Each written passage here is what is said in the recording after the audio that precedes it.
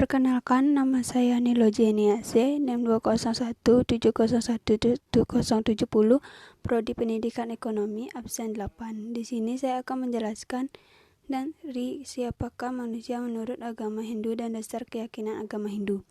Yang pertama, siapakah manusia menurut agama Hindu? Menurut kepercayaan agama Abrahamik, dikatakan manusia berasal dari tanah dan manusia pertama adalah Adam dan Hawa. Nah, bagaimana dengan manusia pertama menurut agama Hindu? Di agama Hindu cukup menarik ditulis karena setiap kitab-kitab ajaran agama Hindu memiliki cerita yang berbeda. Manusia pertama menurut agama Hindu adalah Swayambhu Manu. Menurut agama Hindu, tubuh manusia terbentuk dari 5 unsur alam yang disebut dengan Panca Mahabhuta, dan tanah adalah salah satu unsurnya. Panca Mahabhuta terdiri dari Panca berarti 5, Mahabhuta berarti elemen besar atau elemen utama.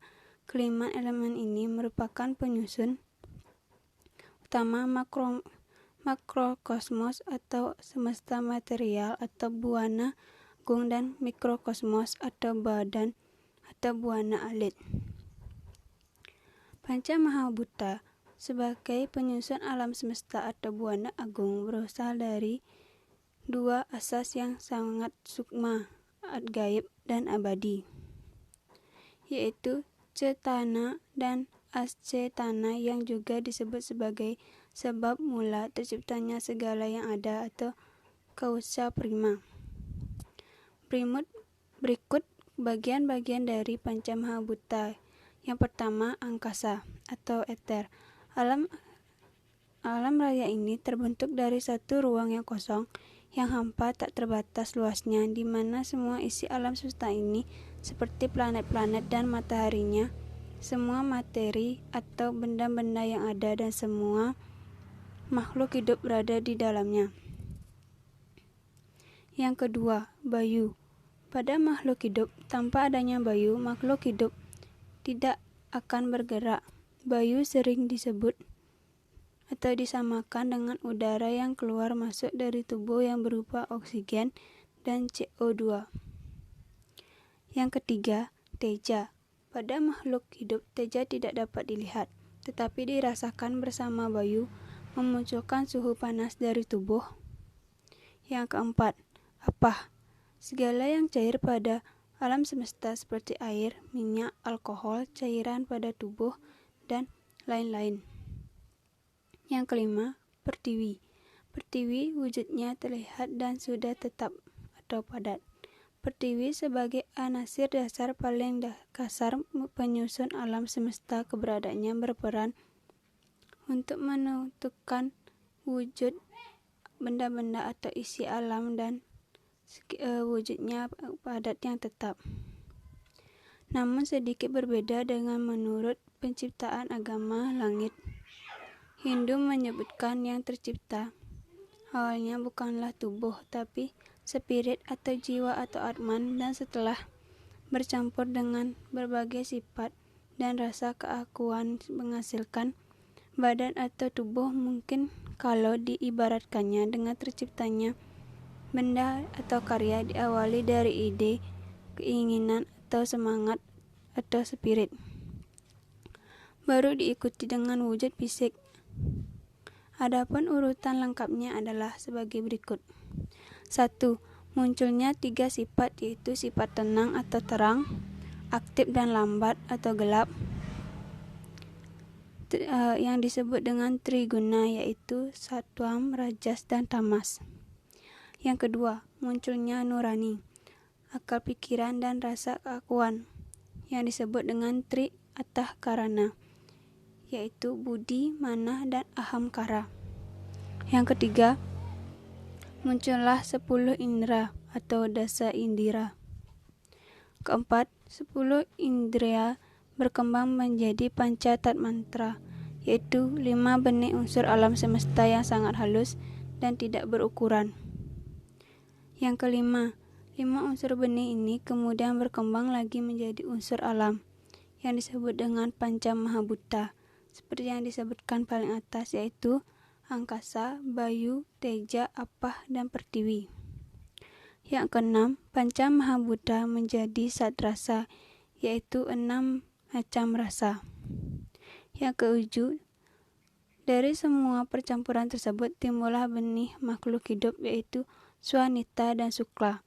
Pertemuan kedua benih tersebut menyebabkan terjadinya makhluk hidup.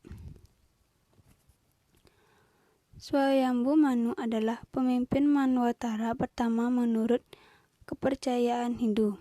Dia diciptakan oleh Dewa Brahma dan diyakini sebagai leluhur umat manusia. Swayambhu Manu menikah dengan satu rupa dan keturunannya dikenal dengan istilah Manwa, yang berarti keturunan Manu, merujuk kepada umat manusia. Selain Swayambhu Manu dan satu rupa, sudah ada para resi dan makhluk lainnya yang diciptakan oleh Dewa Brahma. Jadi, keturunan Swayambhu Manu menikahi mereka dan menghuni bumi. Swayambhu Manu hidup pada Manwantara pertama. Pada Manwantara pertama disebut yang menjadi dewa adalah para Yama, sedangkan yang menyandang gelar Indra adalah Sacipati. Yang kedua, apakah dasar keyakinan agama Hindu? Agama Hindu dikenal dengan agama yang mengenal banyak dewa. 3 dewa, yaitu Dewa Brahma, Dewa Wisnu, dan Dewa Siwa. Dewa Brahma dikenal karena perannya sebagai pencipta alam semesta beserta isinya. Dewa Wisnu sebagai pemelihara seluruh alam semesta, dan Dewa Siwa berperan sebagai pelebur alam semesta. Ketiga perwujudan itu adalah manifestasi dari kebesaran Tuhan Yang Maha Esa, dan menurut Hindu itu tiada duanya, hanya saja disebut dengan banyak nama.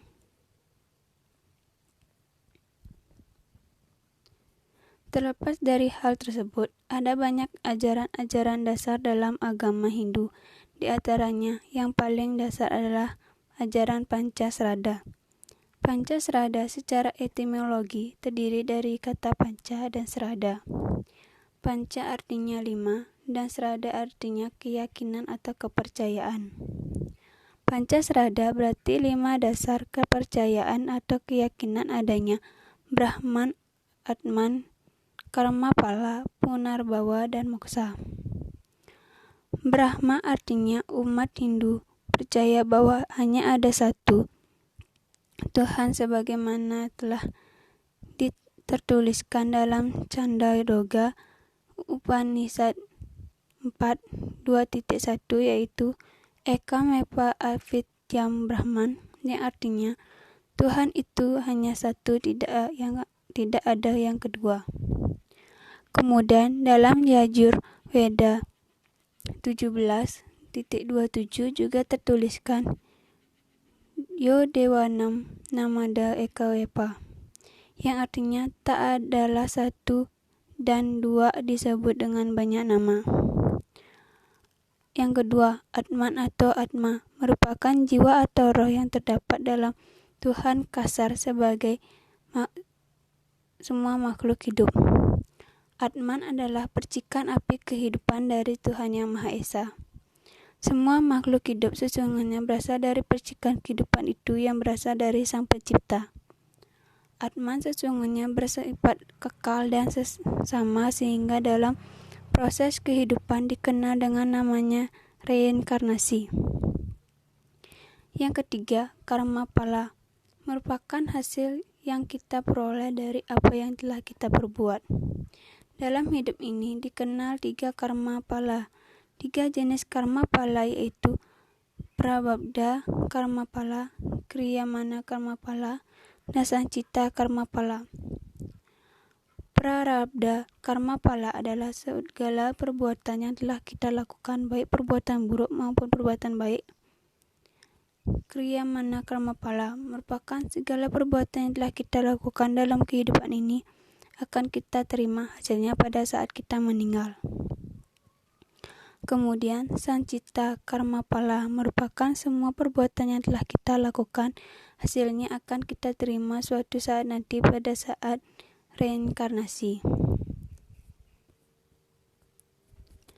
Yang ketiga, Punarbawa adalah keyakinan bahwa semua makhluk hidup akan mengalami reinkarnasi seperti telah dijelaskan sebelumnya.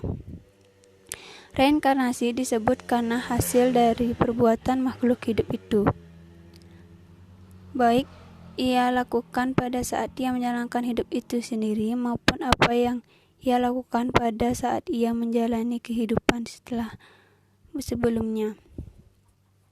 Dalam ajaran tersebut dapat dikatakan makhluk hidup menentukan nasib yang akan ia lalui, sementara Tuhan yang menentukan kapan hasilnya.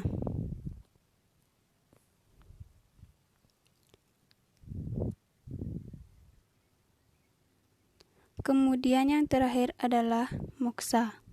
Moksa merupakan tujuan terakhir dalam kehidupan di agama Hindu.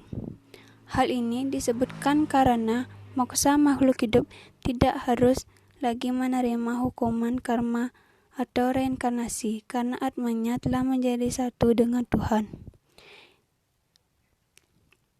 Jiwa yang mengalami moksa tidak lagi mengalami ikatan nafsu dan tidak lagi memiliki ikatan keduniawian. Mereka yang telah mencapai moksa, jiwanya telah mengalami kebahagiaan dan ketenangan yang kekal dan sesungguhnya. Sekian dari saya. Jika ada salah kata, saya mohon maaf.